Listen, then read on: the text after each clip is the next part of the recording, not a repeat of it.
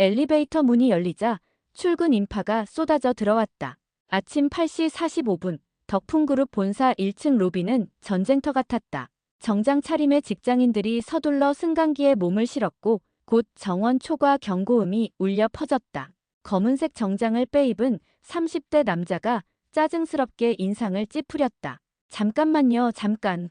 어디서 늙은 노인네 냄새 나는데 눈치껏 좀 내리세요. 여기 사람들 출근 다 늦겠어요.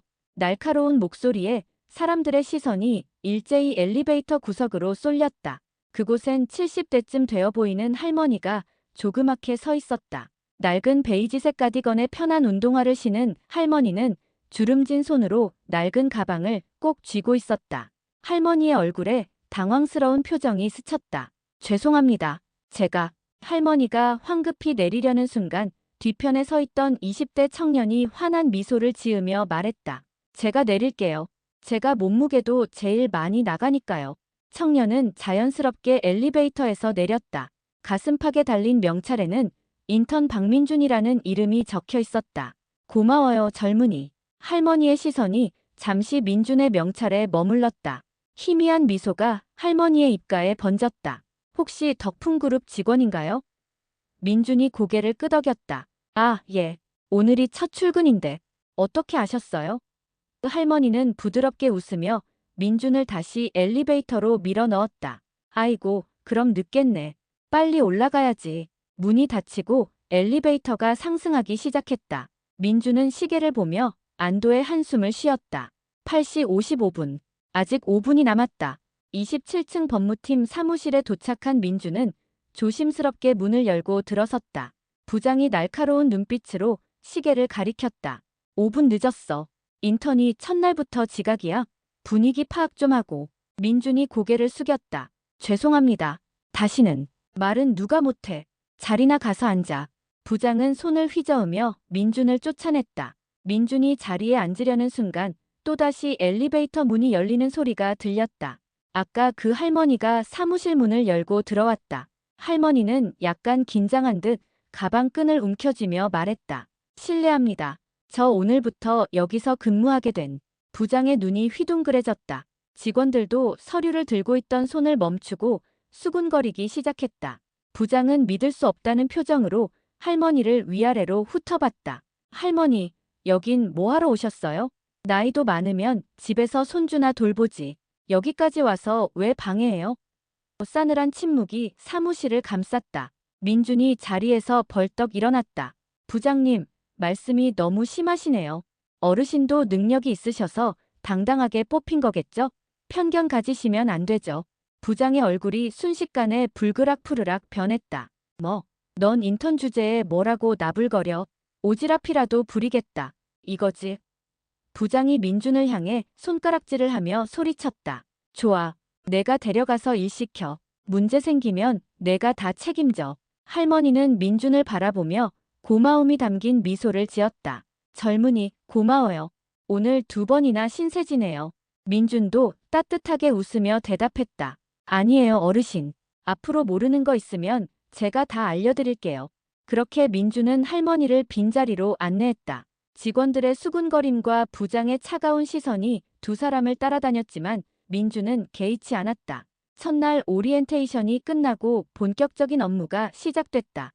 부장은 회의실에 직원들을 모아놓고 냉소적인 표정으로 말했다. 모두 잘 들어. 여기 인턴들 수습 기간 떼고 싶지?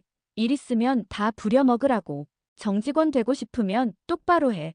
부장의 말이 끝나자마자 선임 직원들이 일제히 민준을 불렀다. 이 파일 좀 정리해줘요. 이 계약서 대조 좀 하고. 이 사례도 정리 좀 해줘.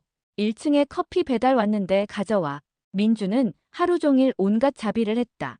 파일 정리, 복사, 커피 심부름, 우편물 분류까지. 점심시간에도 제대로 밥을 먹지 못했다.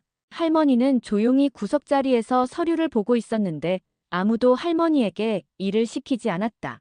오히려 무시하는 듯한 분위기였다. 오후 3시쯤 민준이 복사기 앞에서 서류를 복사하고 있을 때 선임 직원들이 화장실 앞에서 수군거리는 소리가 들렸다. 저 인턴, 부장한테 옳은 소리 했다며. 눈치가 더럽게 없는 거야. 첫날부터 저러면 얼마나 버티려나. 그리고 할머니는 대체 뭐야? 청소부도 아니고. 민주는 이를 악물고 복사를 계속했다. 그는 오늘 하루만 참으면 된다고 스스로를 다독였다. 6시가 되자 직원들이 하나둘 퇴근 준비를 했다.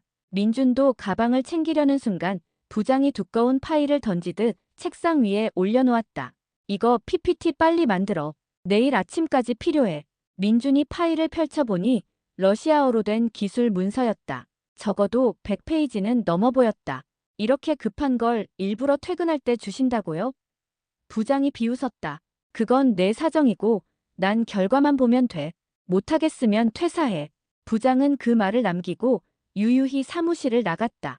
다른 직원들도 동정 어린 눈빛으로 민준을 힐끗 보고는 재빨리 퇴근했다. 사무실엔 민준과 할머니만 남았다. 민준은 깊은 한숨을 내쉬고 다시 자리에 앉았다.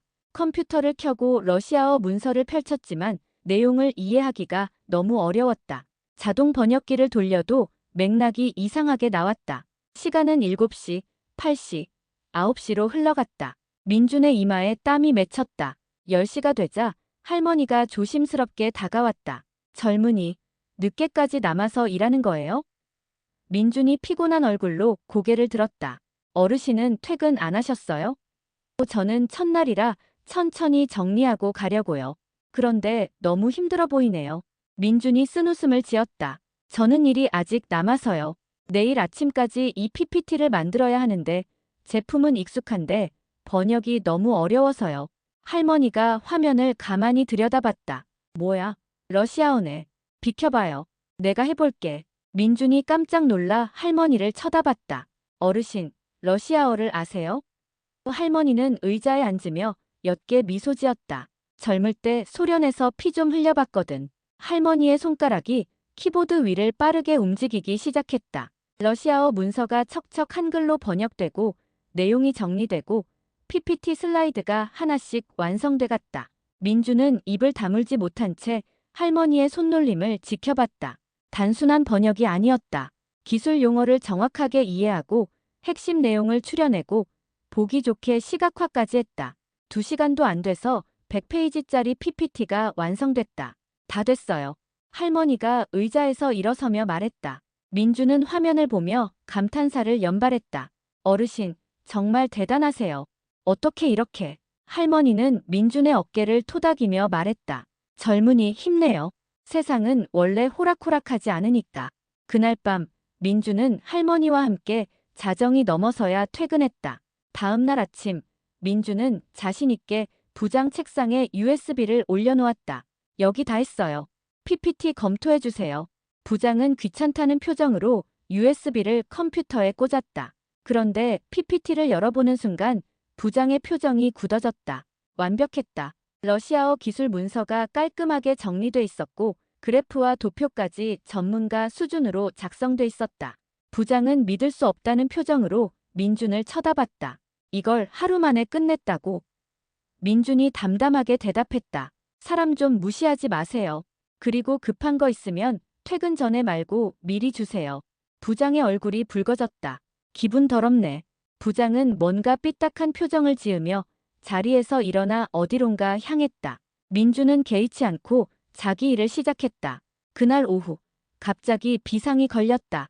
전무실에서 급하게 호출이 왔다. 민준이 전무실 문을 열고 들어가자 부장과 전무가 심각한 표정으로 서 있었다. 전무님, 그 인탁 놈 정말 위험한 놈이에요.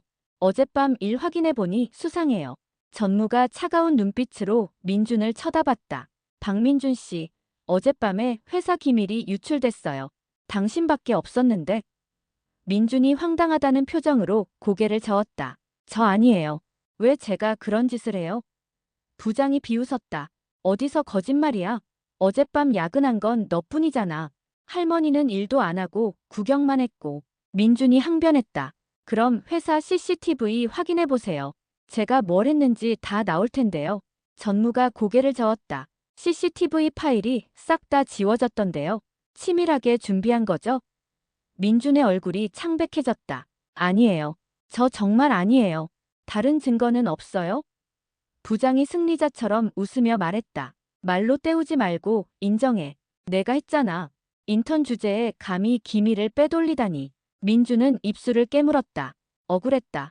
첫 출근부터 온갖 자비를 시키고 야근을 강요하더니 이제는 누명까지 씌우려고 했다. 그때 전무실 문이 열렸다. 할머니가 조용히 들어왔다. 할머니는 여전히 낡은 가디건을 입고 있었지만 눈빛만큼은 예리했다. 내가 말하면 다들 믿어주겠죠? 부장이 황당하다는 표정으로 할머니를 쳐다봤다. 어르신이 왜 여기 와요? 청소 업무로 배정해놨더니 여기가 어디라고 함부로 들어와요? 전무도 미간을 찌푸렸다. 할머니, 나가 계세요. 여긴 중요한 회의 중이에요. 할머니는 천천히 부장에게 다가갔다. 너 지금 그거 누구한테 말하는 거야? 부장이 어이없다는 표정을 지었다. 뭐, 할머니가 지금. 그때 복도에서 비서실장이 황급히 뛰어왔다. 회장님, 여긴 어쩐 일로? 전무의 얼굴이 굳어졌다. 부장도 눈이 휘둥그레졌다. 할머니가 아니, 회장이 차가운 목소리로 말했다. 이런 건 저한테 맡기시죠, 전무. 아니, 도동욱 전무. 전무가 황급히 고개를 숙였다. 회장님이셨습니까? 민준도 입이 떡 벌어졌다. 할머니가 회장이라고. 회장은 천천히 부장에게 다가갔다. 부장은 얼굴이 새하얗게 질려서 뒷걸음질 쳤다. 내가 직접 안 오면 너 같은 비열한 인간들이 판을 치는 줄도 몰랐겠네. 회장의 목소리는 낮고 차가웠다. 부장이 더듬거리며 변명했다. 회장님, 저는 그냥 회사를 위해서. 회장이 손을 들어 말을 끊었다. 회사를 위해서? 내가 제정신이 아니고서야 감히 회사 CCTV 자료를 다 삭제해. 부장의 얼굴에서 핏기가 쫙 빠졌다. 그건 어젯밤엔 내가 계속 인턴 옆에 있었어. 이 친구가 뭘 했는지 다 봤지. 러시아어로 된 기밀 자료를 인턴한테 줘놓고 혼자 끝낼 수 없게 만들어서 야근을 강요하고 그 틈에 내가 서버에 접속해서 자료를 빼돌렸어. 간땡이도 크지. 회장은 주머니에서 작은 USB를 꺼내 들었다. 여기 CCTV 보관본이야. 직접 확인해봐. 전무가 황급히 USB를 받아 컴퓨터에 꽂았다. 화면에는 어젯밤 사무실 모습이 선명하게 담겨 있었다. 부장이 민준이 화장실 간 사이 몰래 서버실에 들어가는 장면, 기밀 파일을 USB에 옮기는 장면, CCTV 서버에 접속해서 파일을 삭제하는 장면까지 모든 게 다 찍혀 있었다. 부장은 더 이상 변명할 수 없었다. 그는 바닥에 주저앉으며 손을 비볐다. 죄송합니다. 용서해주세요. 다시는 안 그러겠습니다. 회장은 냉정하게 말했다. 너 당장 꺼져. 해고야. 그리고 경찰에 신고할 거니까 각오해. 부장이 끌려나가고 전무실은 잠시 정적에 휩싸였다. 회장은 민준을 바라보며 부드럽게 미소 지었다. 젊은이, 고생 많았어요. 민준은 아직도 믿기지 않는 표정으로 회장을 바라봤다. 회장님이셨군요. 전혀 몰랐습니다. 회장이 웃었다. 나도 가끔은 직접 현장을 봐야 회사가 어떻게 돌아가는지 알 수 있거든. 그런데 예상보다 훨씬 심각하더라고. 괴롭힘, 갑질, 부정부패까지. 전무가 황급히 나섰다.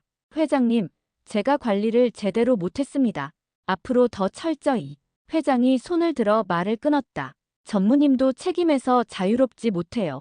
이번 일 정리되면 인사 단행할 겁니다. 전무의 얼굴이 굳어졌다. 회장은 다시 민준을 바라봤다. 이제 부장 자리는 공석이고 자네 이력이 화려하던데 해볼 텐가? 민준이 깜짝 놀라 고개를 저었다. 저는 인턴인데요. 아직 경력도 없고. 회장이 빙그레 웃었다. 경력보다 중요한 건 사람이야. 나는 자네 같은 사람이 필요해. 민준은 할 말을 잃었다.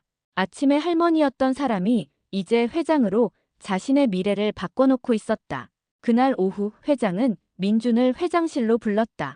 고급 가구로 꾸며진 넓은 회장실은 아침에 봤던 할머니의 모습과는 너무나 대조적이었다.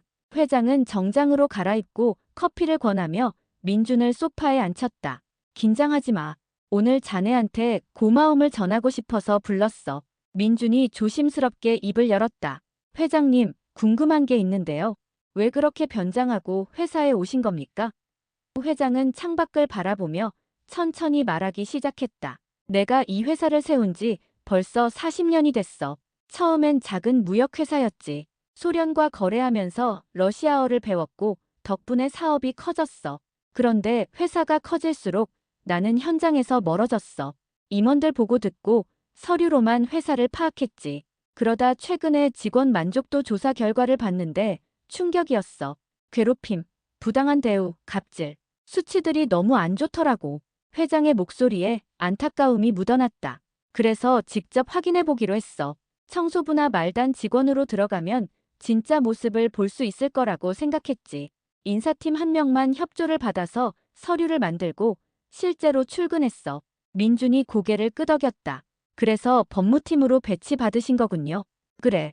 법무팀이 문제가 많다는 제보가 있었거든. 가보니 정말 심각하더라고. 부장은 권력으로 직원들을 짓누르고 인턴들한테는 온갖 자비를 떠넘기고 아무도 제대로 된 멘토링을 안 하더라고. 그런데 자네가 나타났어. 회장은 민준을 따뜻한 눈으로 바라봤다. 엘리베이터에서, 사무실에서 자네는 나이 많은 할머니를 차별하지 않았어. 오히려 먼저 도와주고 존중해줬지. 요즘 같은 세상에 그런 젊은이가 얼마나 있겠어. 민준이 쑥스럽게 웃었다. 당연한 걸 한 건데요. 당연한 게 당연하지 않은 세상이야. 어젯밤에도 그랬어. 내가 러시아어를 도와줬지만 자네는 할머니한테 고맙다고 하고 같이 퇴근했어. 다른 사람들은 나를 귀찮은 존재로 여겼지만 자네는 달랐어. 회장은 잠시 말을 멈추고 커피를 한 모금 마셨다. 그래서 자네한테 기회를 주고 싶어. 부장으로 승진하라는 건 아니야. 너무 빠르니까. 하지만 대리로 특별 채용하고 법무팀 개혁을 맡기고 싶어. 할 수 있겠어? 민주는 잠시 고민하다가 진지하게 대답했다. 제가 할 수 있을까요? 경험도 부족하고. 회장이 민준의 어깨에 손을 얹었다. 경험은 쌓으면 돼. 중요한 건 마음이야. 자네 같은 사람이 회사를 바꿀 수 있어. 민준은 깊이 고개를 숙였다. 최선을 다하겠습니다, 회장님. 다음 날 회사는 발칵 뒤집혔다. 회장이 직접 변장하고 현장에 투입됐다는 소문이 퍼졌고 법무팀 부장이 기밀 유출 혐의로 해고됐다는 소식이 전해졌다. 전 직원 대상 긴급 조회가 소집됐다. 대강당에 모인 직원들은 수군거렸고 회장이 단상에 올랐다. 회장은 더 이상 낡은 가디건을 입지 않았다. 단정한 정장 차림에 카리스마 넘치는 모습이었다. 여러분, 최근 며칠간 제가 직접 현장을 돌아봤습니다. 청소부로, 말단 직원으로 변장해서요. 강당이 술렁였다. 직원들은 서로 얼굴을 쳐다보며 당황했다. 결과는 충격적이었습니다. 괴롭힘, 갑질, 부당한 대우가 만연해 있더군요. 특히 인턴과 신입사원들이 심각한 피해를 받고 있었습니다. 회장의 목소리는 단호했다. 오늘부터 우리 회사는 변화합니다. 첫째, 모든 부서에 익명 신고 시스템을 도입합니다. 괴롭힘이나 부당한 대우를 받으면 언제든지 신고할 수 있습니다. 둘째, 인턴과 신입사원들에게 정식 멘토링 프로그램을 제공합니다. 자빌이 아니라 실제 업무를 배우도록 할 것입니다. 셋째, 모든 임원과 부장급 이상은 재교육을 받습니다.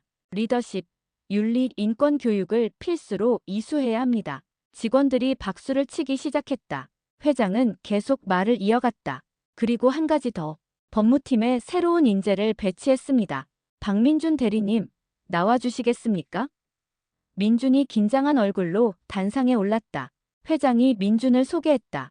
박민준 대리는 인턴 첫날 나이 많은 할머니를 차별하지 않고 도와줬습니다.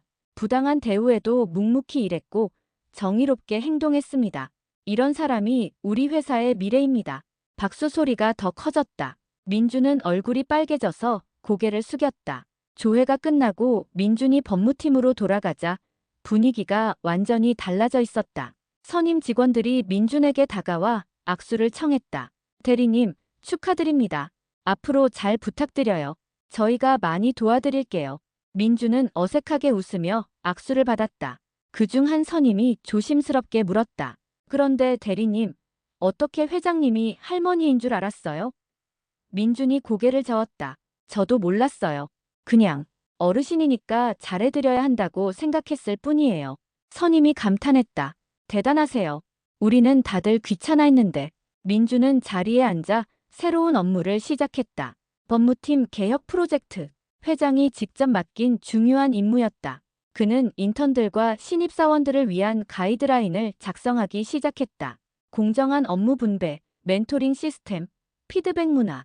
민주는 자신이 겪었던 어려움을 떠올리며 하나하나 정리해 나갔다. 몇 주가 지나자 법무팀은 완전히 달라졌다. 민준이 도입한 새로운 시스템이 자리를 잡았고 인턴들도 이제는 웃으며 출근했다. 매주 금요일엔 팀 회의를 열어서 서로의 의견을 나눴고 문제가 생기면 즉시 해결했다. 민준은 회장실을 자주 방문했다. 회장은 민준에게 경영 노하우를 전수했고 민준은 현장의 목소리를 회장에게 전달했다. 어느 날 회장이 민준에게 물었다. 요즘 팀 분위기는 어때? 민준이 환하게 웃었다. 많이 좋아졌습니다. 인턴들도 이제는 질문을 편하게 하고 선임들도 친절하게 가르쳐줍니다. 야근도 거의 없어졌고요. 회장이 만족스럽게 고개를 끄덕였다. 잘했어. 그런데 자네한테 하나 더 부탁이 있어. 말씀하세요, 회장님.